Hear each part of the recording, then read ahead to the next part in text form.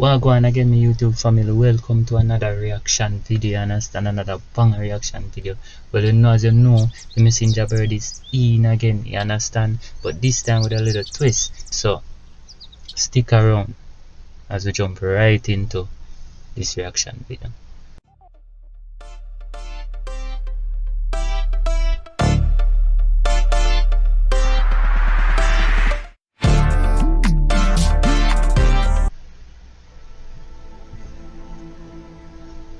The man known to history as Emperor Haile Selassie I was born on the 23rd of July 1892 in the town of Ejaz-Sagoro, not far from the city of Harar in Ethiopia. He was given the name Lij Tavari Makonnen in his youth. Lij simply means two, in the town of Ejaz-Sagoro, not far from the city of Harar in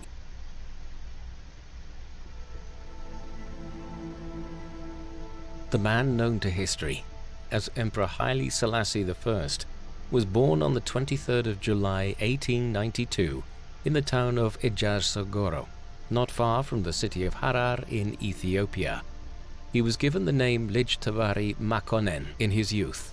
Lij simply means Lij Tavari Makonnen. And as I say, good to know the history. It is just right for us as ones do we research, and they say lean not on your own understanding. Means child of, while Tafari means one who is respected or feared. Makonnen was his father's name, and so, as he was growing up, he was known as the child of Makonnen, who is greatly respected.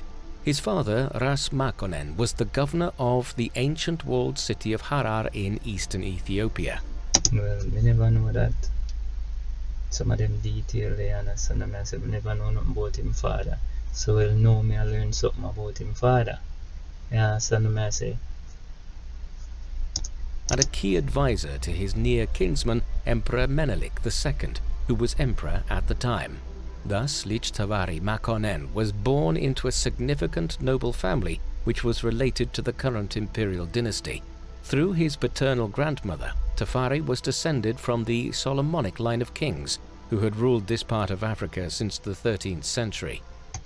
And you see, back in the days, black people were kings and queens and people with great wealth.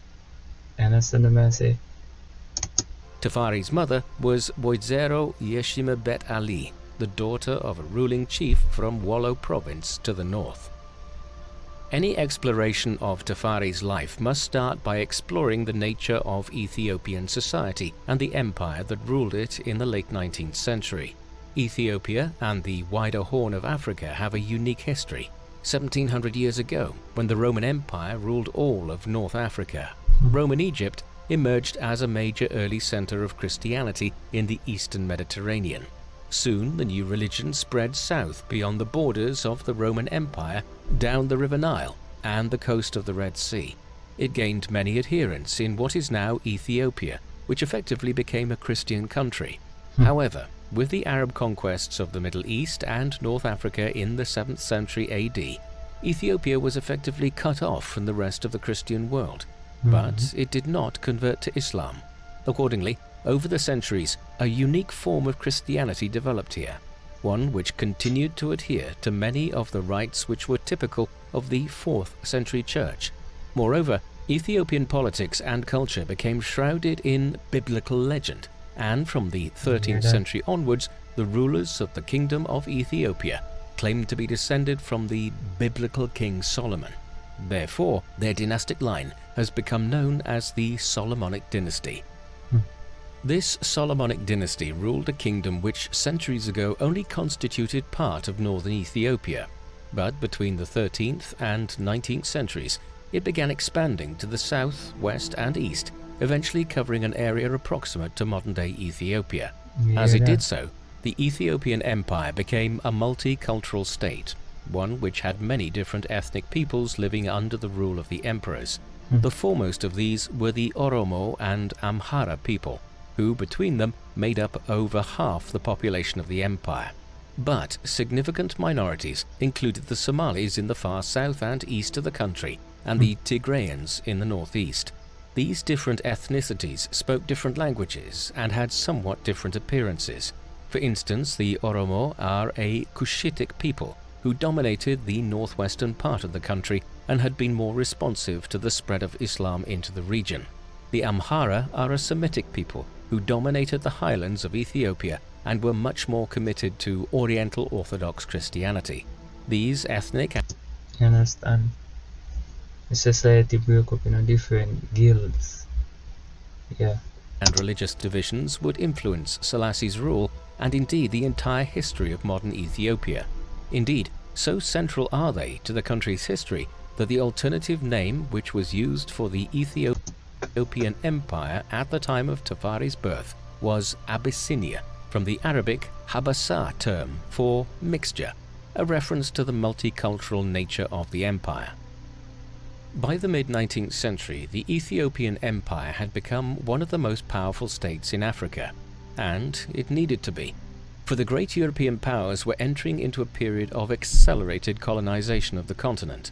To the north, Egypt had effectively become a British protectorate, and British rule was being extended down the River Nile into Sudan, Ethiopia's western neighbor, and eventually into Uganda and Kenya, the southern neighbors of Abyssinia. To the east of Abyssinia, along the coastline of the Horn of Africa, a number of European powers acquired territory through treaties and military intervention in the years leading up to Tafari's birth. The foremost of these was the Kingdom of Italy, which acquired the colonies of Italian Somaliland and Eritrea in the 1880s, comprising most of the modern-day countries of Eritrea and Somalia. The British and French also carved out small enclaves in northern Somaliland. In the end, nearly all of Africa was annexed by the European powers in what has become known as the Scramble for Africa. However, Abyssinia avoided this fate, in large part because Emperor Menelik II, who came to power in 1889, began a program of modernization. He established Addis Ababa as a strong new capital in the center of the empire and developed an alliance with the Russian Empire from 1890. Where that design they remind you of. Just look on the design there and tell where it remind you of. 1993 onwards. Through this, the Russians sent military advisors, scientists and economists to Abyssinia to advise the country on how to modernize its government, economy and military, with a view to withstanding encroachments by the Italians, British, French and others. Thus, when Tafari was born in 1892, a new era of Ethiopian history was beginning. As a son of a major Ethiopian noble, Tafari was afforded honors from a young age. For instance, when he was just 13 years old, he was given the title of Dejas Mach of Gara Mulata, When he was just 13 years old. an administrative region near the city of Harar. Dejas Mach literally means keeper of the door, and shows that he was a protector of sorts of the region, while still barely a teenager.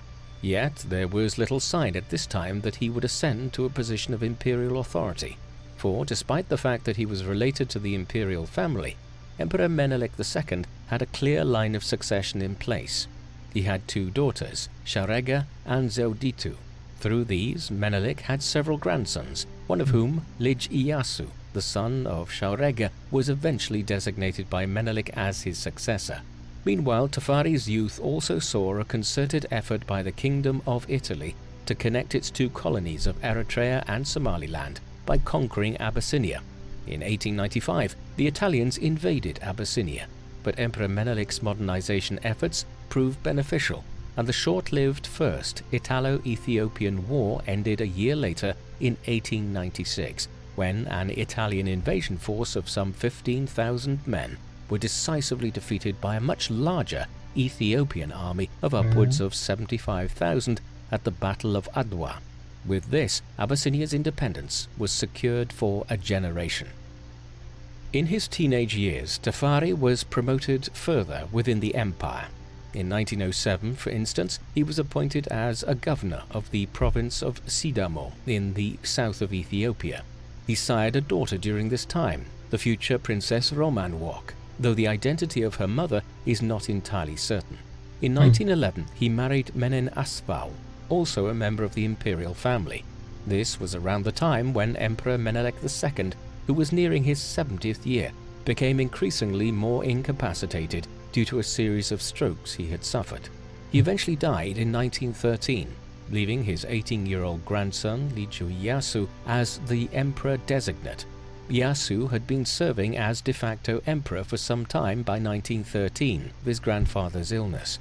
Under such circumstances, this might have allowed him to solidify his position in advance of the emperor's death. But instead, the direct opposite had occurred. Yasu had found himself increasingly opposed by the Council of Ministers which his grandfather had established, and even by his own aunt, Menelik's younger daughter, Princess Zewditu. Thus, when Menelik finally died in December 1913, the Council of Ministers and the princess suppressed news of his passing and did not confirm Yasu as the new emperor. He was left to enjoy some semblance of power in the months that followed, but his accession would never be proclaimed, and he would never be given an imperial name. There were multiple reasons for this opposition to Yasu. Firstly, in the final years of Menelik's reign, the young prince had shown himself disinclined